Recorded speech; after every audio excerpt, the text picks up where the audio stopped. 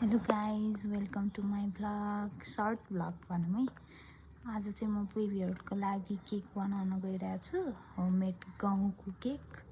अनि यसमा मैले इन्ग्रेडियन्टहरू हजुरलाई देखाइराखेको छु।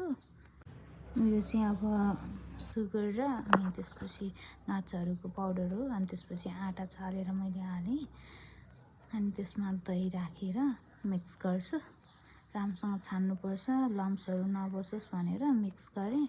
अनि त्यसपछि दही राखेँ यसमा। अब आफैले भिडियो खिच्दै गरे भएर अलिकति गाह्रो चाहिँ भएको थियो। बिस्तारै बिस्तारै गर्दै थिएँ। अलिकति लामो भए चाहिँ यसलाई राम्रोसँग मिक्स गरेँ। मिक्स गरेपछि अलिकति फेरि दुध हालेर फेरि त्यसलाई मिक्स गरेँ राम्रोसँग। फ्लफी टाइपको, त्यसमा कुनै लम्प्स नबस्ने गरेर हामीले यसलाई मिक्स गर्नुपर्छ। त्यसपछि मैले अनि यसमा पम्किन सिड्सहरू हालेँ। यसरी मिक्स गरेँ। चोको चिप्सहरू हालेर बच्चाहरूको लागि मिठोको लागि भनेर मैले हल्का चोको चिप्स पनि हालिदिएको छु।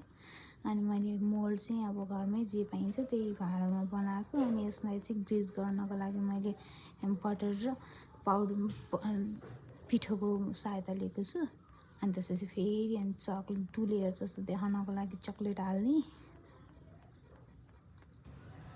फेरि अनि अब बाँकी भएको सबै अनि प्युरीलाई सबै हालेर अनि त्यसलाई मिलाएर डेकोरेसनहरू गरेर अनि म फाइनली मोमो बनाउने भाँडोमा हाल्दैछु।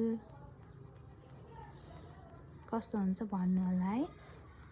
लाइक, सेयर, सब्सक्राइब गर्नु होला।